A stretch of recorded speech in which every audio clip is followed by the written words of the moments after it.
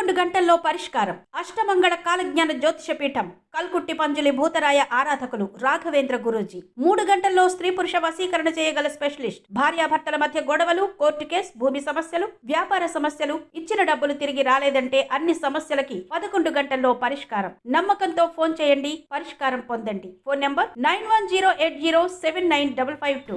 Press meet పెట్టి రేఖకి ఊహించని shock ఇచ్చిన స్వరాజ్. అసలు స్వరాజ్ ప్రెస్ మీట్ ఎందుకు పెట్టాడు, ఏం జరిగింది అనేది ఈ వీడియోలో తెలుసుకుందాం. రేఖ అయితే చాలా ఆనందంగా ఉంటుంది. అప్పుడే ఐశ్వర్య వచ్చి ఇంకెన్ని రోజులు ఆ ఇందుని భరించేది అని అడుగుతూ ఉంటుంది. బాధపడక ఐశ్వర్య, ఇంకెన్నో రోజులు లేదులే దాన్ని బయటికి గెంటేయడానికి అని అంటూ ఉంటుంది రేఖ. ఇక కొన్ని రోజుల్లో దాని పవర్ ఆఫ్ పట్టా మొత్తం మన చేతుల్లో ఉంటుంది. మొన్న ఇచ్చిన షాక్కి ఖచ్చితంగా అది సంతకం పెట్టి తీరుతుంది అని ఐశ్వర్యతో చెప్తూ ఉంటుంది రేఖ.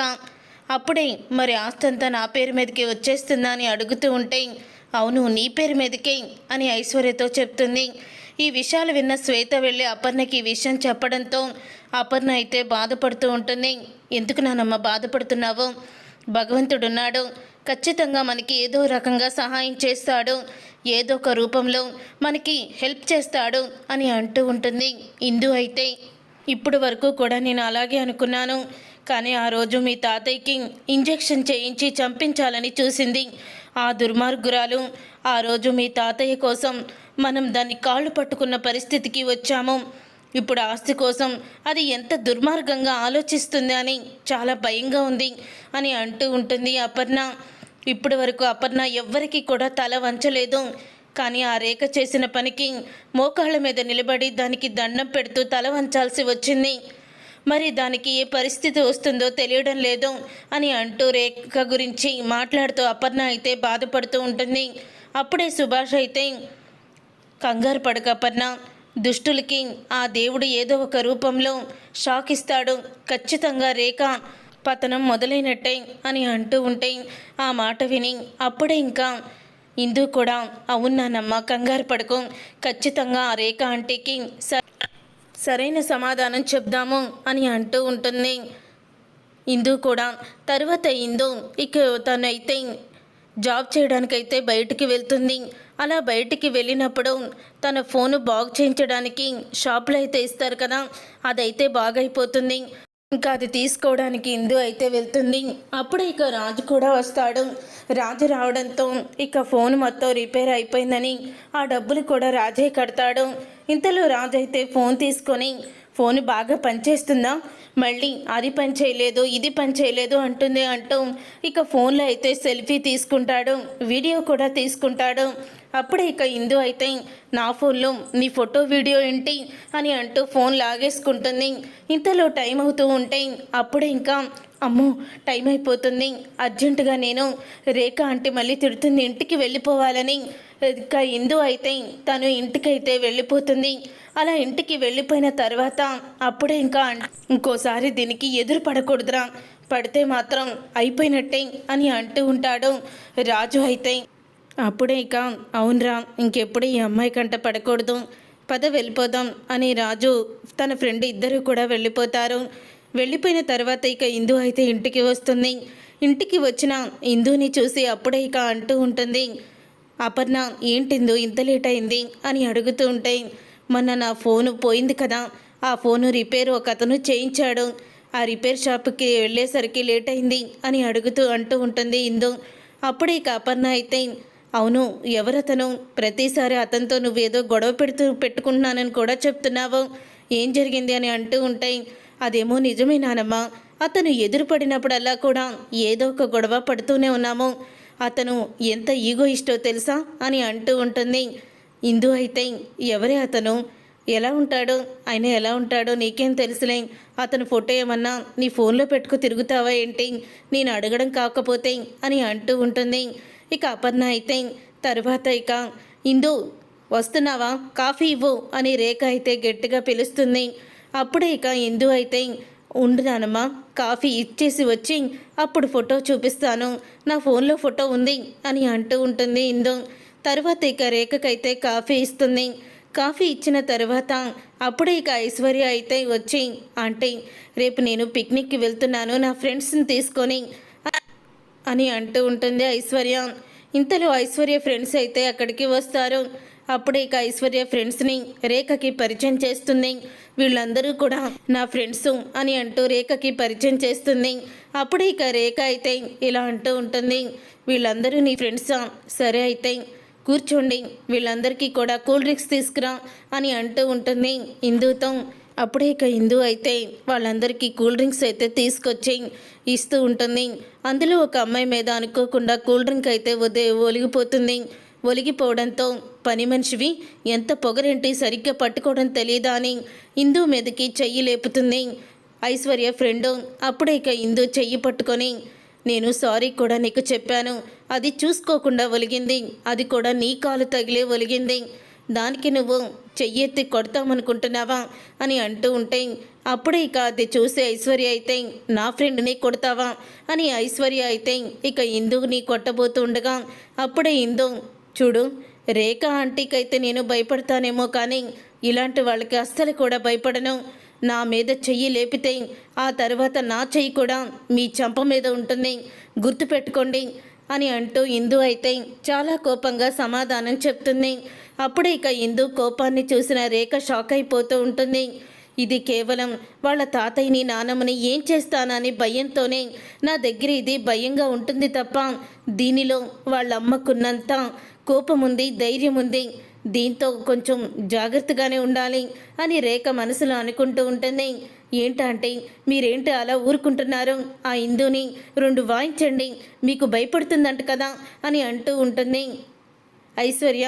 చూడైశ్వర్య, ఏదో తెలియక జరిగిందిలే, నీ ఫ్రెండ్స్ కూడా కాలు అడ్డు పెట్టకుండా ఉండాల్సిందే, ఏమనుకోకండి జరిగిన దానికి, రేపు పిక్నిక్కి వెళ్ళండి, ఏదో ప్లాన్ చేసుకుంటున్నారు కదా వెళ్ళండి అని అంటూ ఉంటుంది రేఖ. ఇక ఐశ్వర్య తన ఫ్రెండ్స్ని తీసుకొని అక్కడి నుంచి వెళ్తూ ఉంటే, అవునైశ్వర్య మరి మీ అమ్మా నాన్న ఎవరు, వాళ్ళ ఫొటోస్ ఎప్పుడు నాకు చూపించలేదు అని అడుగుతూ ఉంటుంది. అదిగో అక్కడ ఉన్నారే, తనే ఐశ్వర్య వాళ్ళ డాడీ, ఆ పక్కన ఉన్నది ఐశ్వర్య వాళ్ళ నానమ్మ, అంటే మా అమ్మ అని అంటూ ఉంటుంది రేఖ. మరి ఐశ్వర్య వాళ్ళ మమ్మీ ఎలా ఉంటారు, ఆవిడ ఫోటో లేదేంటి అని అడుగుతుంటారు వాళ్ళు. అది అంతగా చూసే ముఖము కాదులే, వీళ్ళిద్దరే చాలా గొప్పవాళ్ళు, మంచివాళ్ళు, వీళ్ళ ఫోటోలు మాత్రమే ఉంచి ఈ ఇంటికి చెడు చేసే వాళ్ళందరినీ కూడా ఆ ఫోటోలన్నీ నేను పారేశాను, ఆ వాటి గురించి ఇంకెందుకులే మీరు వెళ్ళండి అని రేఖ అంటూ ఉంటుంది. ఆ మాట విని అపర్ణ అయితే తన కుటుంబం మొత్తాన్ని కూడా మరొకసారి తలుచుకుంటుంది. అందరూ కూడా ఎంత సంతోషంగా ఉండేవాళ్ళమో, అందరి ఫోటో కూడా ఉండేది, కానీ ఎవ్వరి ఫోటోలు లేకుండా ఆ రేఖ కాల్ చేసింది. లేకపోతే మీ అమ్మ నాన్న ఎలా ఉంటారో, మన ఫ్యామిలీ అంతా ఎలా ఉంటారో, దుగ్గిరాల సీతారామయ్య గారు, ఇందిరాదేవి వీళ్ళందరూ ఎలా ఉంటారో, వారి రూపాలేంటో మొత్తం నీకు నేను చూపించేదాన్ని అని అంటూ ఉంటుంది. అపర్ణ అయితే నానమ్మ నాన్న ఎలా ఉండేవాళ్ళు అని అనగానే, మీ నాన్న ఎంతో అందంగా ఉండేవాడే, పేరుకు తగ్గట్టు స్వరాజ్య అనే పేరు పెట్టాము, పేరుకు తగ్గట్టే రాజులా ఉండేవాడు, వాడి తీరు, దర్పం, హోదా అన్నీ కూడా ఎంతో గొప్పగా ఉండేవి. ఇక మీ నాన్న అయితే కంపెనీలో ఎంతో పై స్థాయిలో ఉండేవాడు, వచ్చిన సంవత్సరమే కంపెనీని పైకి తీసుకువెళ్ళాడు. మీ తాతయ్యకి అంటే ఇందిరాదేవి సీతారామయ్య గారి మనవడుగా పేరు ప్రతిష్టలు కుటుంబానికి సంపాదించి పెట్టాడు. తర్వాత చిన్న చిన్న గొడవలతో మొదలైన మీ అమ్మా నాన్న పరిచయం తర్వాత పెళ్లి దాకా వచ్చింది. మొదట్లో మీ అమ్మ పెళ్ళంటే కూడా అది మీ అమ్మ ఇంటి కోడలవడం నాకు ఇష్టం లేదు. తర్వాత చాలా రోజులు మీ అమ్మని నేను కోడలుగా ఒప్పుకోలేదు. అయినా మీ అమ్మ ఇంటి కోడలు అవడానికి కూడా కారణం ఎవరో తెలుసా? ఆ రుద్రాణి, అలాగే రుద్రాణి కొడుకు ఇద్దరూ కూడా మీ నాన్న చేసుకోవాల్సిన ఐశ్వర్య వాళ్ళ అమ్మని ఎక్కడ అంత అందమైన భార్య రాజుకి దక్కుతుందేమో అని ఐశ్వర్య వాళ్ళ నాన్న తీసుకువెళ్ళిపోయాడు. అంటే లేపుకుపోయి పెళ్లి చేసుకోవాలనుకున్నాడు. కానీ పెళ్లి చేసుకోకుండా తనని తల్లిని చేశాడు. తరువాత పరువు పోతుందని రుద్రాని మాటలు విని ముసుగు వేసుకొని మీ అమ్మ మీ నాన్న పక్కన పెళ్లి కూతురుగా కూర్చుంది. తర్వాత వాళ్ళిద్దరూ గొడవల మధ్య పెళ్ళైతే జరిగిపోయింది అని మొత్తం కూడా చెప్పుకొస్తుంది అపర్ణ. అయితే అప్పుడే అంటే అమ్మని ఫస్ట్లో నువ్వు కూడా మాటలతో బాధ పెట్టేదానివి అన్నమాట, మొత్తానికి అత్తగారు అనిపించుకున్నావు అని అంటూ ఉంటుంది ఇందు. అవునమ్మా, మీ అమ్మ ఎప్పుడూ కూడా మీ నాన్నమ్మని అసహించుకోలేదు. తిడుతున్నా సరే, ఎన్ని ఇబ్బందులు వస్తున్నా కుటుంబ గౌరవాన్ని నిలబెట్టాలని చూసేది. నీకులాగే మాట్లాడేది. నీలో అంత సహనం, ఓర్పు దానిలో కూడా ఉండేవి అని సుభాష్ కూడా అని అంటూ ఉంటాడు. తర్వాత ఇక అవును, నీతో గొడవ పడుతున్న అబ్బాయి ఫోటో చూపిస్తానన్నావు కదా, చూపించు అని అనగానే అప్పుడే ఇక ఇందు తన ఫోన్లో ఇక వీడియోని ఓపెన్ చేస్తుంది. ఇక వీడియోలో స్వరాజు అయితే కనిపిస్తాడు అపర్ణకి. సరిగ్గా మసక వచ్చి కనిపించక కళ్ళజోడు పెట్టుకుంటుంది అపర్ణ. కళ్ళజోడు పెట్టుకొని చూసేసరికి రాజు ఫేస్ అయితే కనపడుతుంది. ఇక రాజు ఫేస్ కనపడడంతో అప్పుడే ఇంకా ఒక్కసారి షాక్ అయిపోతూ ఉంటుంది అపర్ణ. షాక్ అయిపోతూ అమ్మా ఇందు, ఇతను ఎక్కడ కనిపించాడు నీకు అని అనగానే నాతో ఎప్పుడూ కూడా గొడవ పడుతూనే ఉంటాడు నానమ్మ అని అంటూ ఉంటుంది ఇందు. ఇతను అచ్చం మీ నాన్నలాగే ఉన్నాడమ్మా, మీ నాన్న ముఖం రూపు అంతా కూడా ఇతనిలాగే ఉంటాడు అని అనగానే నానమ్మ నువ్వేదో ఆ వీడియో చూసి కన్ఫ్యూజ్ అవుతున్నావు, నా దగ్గర ఫోటో కూడా ఉంది ఉండు అని ఫోటోని చూపిస్తుంది. ఫోటోని చూసి కన్ఫర్మ్ అయిపోతుంది. తన మనవడు స్వరాజు బ్రతికి ఉన్నాడన్న విషయాన్ని తెలుసుకుంటుంది అపర్ణ. అప్పుడు ఇక అంటూ ఉంటుంది ఇందుతో, వీడు నా మనవడు స్వరాజయ్, ఖచ్చితంగా స్వరాజయ్. వాడు ఎప్పుడు కూడా మేనమామ పోలికలతోనే ఉండేవాడు.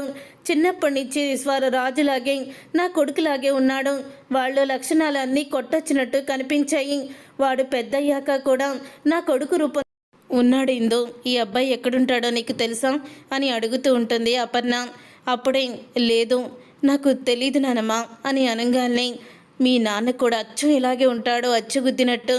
ఆ భగవంతుడు మీ ఇద్దరిని ఇలా ఈ రూపాల్లో పుట్టించడం అంటే ఆ బ్రహ్మముడు వేయడానికే నాకు తెలిసి మీ అమ్మ రూపంలో నిన్ను, అలాగే స్వరాజ్ రూపంలో స్వరాజ్ని ఇక ఆ రూపాలే పుట్టించాడంటే మళ్ళీ మీరు ఈ రూపంతోనే మళ్ళీ ఒక్కటవబోతున్నారు నాకు తెలిసిపోతుంది. వీడిని పట్టుకోవాలి, పట్టుకొని ఎలాగైనా సరే మన కష్టాలు బాధలు చెప్పాలి. మరి వీడు ఎందుకు మనల్ని మర్చిపోయాడు, ఎందుకు తిరిగి రావట్లేదో అర్థం కావడం లేదు అని అంటూ ఉంటే నానమ్మ ఎక్కడున్నా సరే బావని నేను నీ దగ్గరికి తీసుకొస్తాను అని అంటూ ఉంటుంది ఇందు. తర్వాత ఎలా కనిపెట్టాలని ఆలోచిస్తూ ఉండగా అప్పుడే ఇక సెల్ పాయింట్ దగ్గరికి ఎక్కడైతే సెల్ ఫోన్ బాగు చేయించుకుందో అక్కడికైతే వెళ్తుంది. నా ఫోను బాగు చేయమని ఇచ్చిన వ్యక్తి ఫోన్ నెంబర్ ఉందా అని అడుగుతూ ఉంటే ఉంది అని అంటూ ఉంటాడు అతను. అప్పుడు ఇక వెంటనే ఫోన్ నెంబర్ తీసుకొని రాజుకైతే ఫోన్ చేస్తుంది. ఫోన్ చేసిన తర్వాత నేను ఇందుని అని అంటూ ఉంటే ఇందు ఎవరు ఇందు అని అడుగుతూ ఉంటాడు. నేను అదే ఫోను నువ్వు బాగు చేయించావు, మన ఇద్దరం గొడవ పడతాము అని అన్నీ కూడా అంటుంది. ఓ నువ్వా, మళ్ళీ ఎందుకు ఫోన్ చేసావు బ్రహ్మరాక్షసి అని రాజు అంటూ ఉంటే నేను నీతో మాట్లాడాలి, నిన్ను కలవాలి అని అడుగుతూ ఉంటుంది. నేను మాత్రం నిన్ను ఈ జన్మలో కలవాలని అనుకోవడం లేదు అని ఫోన్ పెట్టేస్తాడు రాజు. అయితే తర్వాత ఇక ఇందు అయితే రాజు ఫోన్కి ఫోన్ చేస్తూనే ఉంటుంది, కానీ బ్లాక్ లిస్ట్లో ఫోన్ నెంబర్ అయితే పెట్టేస్తాడు. ఆ తర్వాత ఇక బావ ఎక్కడున్నాడో తెలుసుకోవాలి అని అనుకుంటూ ఉండగా ఇంతలో అంటూ ఉంటుంది పక్కనే ఉన్న ఒక అమ్మాయి అయితే, మీరు మన షాప్కి వచ్చిన అతనితో వచ్చారు కదా రాజు అన్నయ్యతో అని అంటూ ఉంటే అతను నీకు తెలుసా అని అడుగుతూ ఉంటుంది. ఇందు ఎందుకు తెలీదు, మా బస్తీలోనే ఉంటారు, వాళ్ళ ఇల్లు కూడా తెలుసు అని అంటూ ఉంటుంది. అప్పుడే ఇక ఇందు అయితే ఇంటి అడ్రస్ అయితే తీసుకుంటుంది. తీసుకొని అపర్ణకైతే చెప్తుంది. అప్పుడే ఇక అపర్ణ అయితే నేను వాడిని చూడాలి ఇందు అని అనగానే మనం గుడికి వెళ్ళినట్టు వెళ్దాము అని అంటూ ఉంటుంది ఇందు. అప్పుడే ఇక రేఖ దగ్గరికి వెళ్ళి మేము గుడికి వెళ్తామంటే రేపు ఒక అరగంట పర్మిషన్ ఇవ్వండి అని అడుగుతూ ఉంటుంది ఇందు. పర్వాలేదే, మొన్నటి భయం నీలో బాగా ఉంది అని అంటూ ఉంటే మీరు మొన్న అంత భయం చెప్పాక మీకు ఎదురు చెప్పి నేను ప్రయోజనం ఏముంది అని అంటూ ఉంటుంది ఇందు. సరే వెళ్ళిరండి, అరగంట అంటే అరగంటలో మళ్ళీ ఇంట్లో ఉండాలి అని అంటూ ఉంటుంది రేఖ. సరే ఆంటీ అని ఇక సుభాష్ని తీసుకొని ముగ్గురు కూడా గుడికైతే వెళ్తారు. వెళ్ళబోతూ ఉండగా ఆగండి, ఏ శ్వేత వీళ్లతో పాటు వెళ్ళు అని అంటూ ఉంటే నేనా అని అంటూ ఉంటుంది శ్వేత. అవును, వీళ్లతో నువ్వే వెళ్ళు. వీళ్ళు ఎక్కడికి వెళ్తున్నారో, ఏ గుడికి వెళ్ళారో వచ్చాక చెప్పు అని అంటూ ఉంటుంది రేఖ. సరే ఆంటీ అని శ్వేతని పంపిస్తుంది. శ్వేత ఎలాగో వాళ్ళ మనిషే కాబట్టి ఇక ఇందు అయితే ధైర్యంగా రాజుని వెతుక్కుంటూ ఇంటికైతే వెళ్తారు. వెళ్ళిన తర్వాత అప్పుడే రాజు చిన్ననాటి ఫోటోని అయితే చూస్తుంది అపర్ణ. వీడు నా మనవడే అని అంటూ ఉంటుంది అపర్ణ అయితే. అప్పుడే ఇక ఆ మాట విని రాజు పేరెంట్స్ అయితే అవునా మా రాజు మీ మనవడా అని అనగానే అవును మా మనవడు మీకు ఎక్కడ దొరికాడు అని అడుగుతూ ఉంటుంది అపర్ణ. మేము శ్రీశైలం దర్శనానికి వెళ్తున్నప్పుడు మా కారుకి అడ్డంగా వచ్చి స్పృహ కోల్పోయాడు. అప్పుడు డాక్టర్లు అతనికి వైద్యం చేసి తను గతం మర్చిపోయాడని, ఏదో ఒక రోజు ఖచ్చితంగా గతం గుర్తుకొస్తుందని అన్నారు. ఇన్ని సంవత్సరాలైనా ఏదో కాలిపోయింది పేలిపోయింది అంటూ నిదట్లో లేచి అరుస్తాడు మంటలు మంటలు అని. కానీ ఏం జరిగిందో చెప్పడం, తను ఎక్కడి నుంచి వచ్చాడో చెప్పేవాడు కాదు. ఇంకా అలాగే మా ఇంట్లో మా మనిషి అయిపోయాడు. మా కడుపును పుట్టకపోయినా సొంత బిడ్డలాగా మేము రాజుని పెంచుకున్నాము అని అంటూ ఉంటే నా మనవడిని కాపాడినందుకు మీకు చేతులెత్తి దండం పెడుతున్నాను. మీ మేలును ఈ జన్మలో మర్చిపోలేను అని అంటూ ఉంటుంది అపర్ణ. అప్పుడే ఇంకా వాళ్ళైతే రాజుకి తనకి గతం ఏమీ గుర్తులేదు, అసలు ఏం చేస్తున్నాడో కూడా వాడికి తెలీదు. ఇంకా మా కడుపునే పుట్టానని అనుకుంటూ ఉంటాడు అని అంటూ ఉంటారు. అప్పుడు ఇక రాజు అయితే వస్తాడు. ఇక ఇందుని చూసి ఏంటి నన్ను వెతుక్కుంటూ మా ఇంటికి వచ్చేసావా, ఎందుకు వచ్చావని అడుగుతూ ఉంటే రే రాజు వాళ్ళు ఎవరనుకున్నావురా, వాళ్ళు మీ అమ్మమ్మ మీ తాతయ్య మీ మరదలు అని అంటూ ఉంటే ఒక్కసారి రాజు అయితే షాక్ అయిపోతూ ఉంటాడు. అదేంటి అలా మాట్లాడుతున్నారు, మీరు కదా నా అమ్మా నాన్న, వేరే వాళ్ళ పిల్లాడిని అంటారేంటి అని రాజు అంటూ ఉంటే అప్పుడే ఇంకా అపర్ణ అయితే బాబు రాజు నేను మీ నాన్న అమ్మమ్మని అని అంటూ ఉంటుంది. లేదు మీరెవరో నాకు తెలీదు, నేను మిమ్మల్ని గుర్తుపట్టలేకపోతున్నాను అని అంటూ ఉంటాడు. రే మమ్మల్ని గుర్తుపట్టరా, ఇప్పుడు నువ్వే మాకు అండగా నిలబడాలి. ఆ రేఖ మన ఆస్తిని మొత్తం కూడా కొట్టేయాలని చూస్తుంది, నువ్వే ఎలాగైనా వచ్చి మమ్మల్ని కాపాడాలి అని అంటూ ఉంటుంది అపర్ణ. ఇంతలో శ్వేత అయితే అరగంట అయిపోతుంది నానమ్మ, మళ్ళీ మనల్ని ప్రశ్నల మీద ప్రశ్నలు వేస్తూ ఉంటుంది రేఖ అంటే పదండి వెళ్దాం అని అంటూ ఉంటే అప్పుడే ఇక ఆ మాట విని అవును నానమ్మ పద వెళ్దామని ఇందు అయితే చూడు బావా నువ్వే మాకు ఇప్పుడు సరైన దిక్కువి, నువ్వు ఇప్పుడు మమ్మల్ని గుర్తుపట్టకపోతే మనం చాలా నష్టపోతాము అని చెప్పి వెళ్ళిపోతారు. అలా వెళ్ళిపోయిన తర్వాత వాళ్ళు మీ ఫ్యామిలీయే అని జరిగిందంతా కూడా చెప్తారు రాజుకి వాళ్ళ అమ్మా నాన్న. అప్పుడే రాజు మీరెన్ని చెప్పినా నాకేమీ గుర్తుకు రావడం లేదు, నాకు షూటింగ్ ఉందని చెప్పి షూటింగ్కి అయితే వెళ్ళిపోతాడు. అలా వెళ్ళిపోయిన తర్వాత షూటింగ్లో అయితే ఒక కారు బ్లాస్ట్ అయ్యే సన్నివేశం. అప్పుడే ఇక కారు అయితే బ్లాస్ట్ చేస్తారు డమ్మీ కార్ని. ఇక చేయడంతో ఇక గతం అయితే గుర్తుకొచ్చేస్తుంది రాజుకి ఆ బ్లాస్ట్ని చూసి. ఇక అపర్ణ అలాగే ఇందు కూడా గుర్తుకు వస్తారు. సుభాష్ వీళ్ళందరినీ కూడా గుర్తుకి తెచ్చుకుంటాడు. ఇక ఇంటికి వెళ్ళి నాకు గతం గుర్తుకు వచ్చింది, వాళ్ళు నిజంగానే మా అమ్మమ్మ తాతయ్య అని చెప్పడంతో అప్పుడే ఇంకా ఆ మాట విని వాళ్ళ పేరెంట్స్ అయితే చాలా ఆనందపడుతూ ఉంటారు. కానీ ఇప్పుడు వాళ్ళు ఎక్కడున్నారో ఎలా తెలుసుకోవాలి అని అనుకుంటూ ఉంటే ఇందు ఫోన్ నెంబర్ ఇచ్చెళ్ళిందని వాళ్ళ అమ్మ ఫోన్ నెంబర్ అయితే ఇస్తుంది. అప్పుడే ఇందుకి ఫోన్ చేసి గతమంతా గుర్తొచ్చిందని చెప్పడంతో ఇందు అయితే చాలా ఆనందపడుతూ ఉంటుంది. రేపు రేఖ ఆంటీ నా చేత బలవంతంగా ఆస్తిని రాయించుకోబోతుంది అని అంటూ ఇందు చెప్పడంతో ఆస్తి వాళ్ళకి దక్కనివ్వకుండా నేను చేస్తాను అని రాజు అయితే అంటాడు. ఉదయం అవుతుంది. అప్పుడు ఇక లాయర్ని అందరినీ కూడా పిలుస్తారు. రేఖ అయితే ఇక ఇందుని పిలుస్తుంది. ఇక అపర్ణ సుభాష్ అయితే వస్తారు తప్ప ఇందు అయితే బయటికి రాదు. ఇందు ఏది అని అడుగుతూ ఉంటే తను ఇంట్లో లేదు అని అంటూ ఉంటుంది అపర్ణ. ఇంట్లో లేకుండా ఎక్కడికి వెళ్ళింది, నేను చెప్పాను కదా ఈరోజు తను పవర్ ఆఫ్ పట్టా నా పేరు మీదకి మొత్తం ఆస్తిని రాసేయాలని ఎక్కడికి వెళ్ళింది అని అడుగుతూ ఉంటే అప్పుడే ఇక భ్రమరాంబ అయితే టీవీలో వస్తుంది రేఖ అని టీవీ అయితే ఆన్ చేస్తుంది.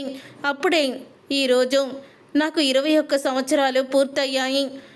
దుగ్గిరాల కుటుంబానికి సంబంధించిన ఆస్తులన్నిటి మీద నాకు ఈ రోజు నుంచి హక్కు వచ్చింది. కాబట్టి నేను ఆస్తి మొత్తం మా బావ స్వరాజ్ పేరు మీద రాస్తున్నాను అంటూ మీడియా ముందు స్వరాజ్ పేరు మీద ఆస్తి రాస్తుంది. నీ మనవడు బ్రతికే ఉన్నాడా అని షాక్ అయిపోతూ ఉంటుంది రేఖ. అప్పుడే ఇందు పక్కకి స్వరాజ్ అయితే వస్తాడు. స్వరాజ్ నించొని ఇప్పటి వరకు కూడా వీళ్ళు ఎన్నో కష్టాలని అనుభవించారు, కానీ ఇప్పటి నుంచి ఈ రాజు వచ్చాడు, వీళ్ళకి కష్టాలు అనేవి ఉండవు అని అంటూ ఉంటాడు స్వరాజ్ అయితే. ఇక అది చూసి షాక్ అయిపోతూ ఉంటుంది రేఖ. చూసారుగా ఫ్రెండ్స్, రాబోయే కథలో ఖచ్చితంగా ఇలాగే జరగబోతుంది. మరి ఇలాగే జరగాలని మీరైతే కోరుకుంటున్నారా? అయితే వీడియోని తప్పకుండా లైక్ చేసి ఛానల్ని సబ్స్క్రైబ్ చేసుకొని పక్కనే ఉన్న గంట సింబల్పై ఆల్ అని క్లిక్ చేయండి. అప్పుడే మేము పెట్టే ప్రతి వీడియో మీరు మిస్ కాకుండా చూసేవచ్చు.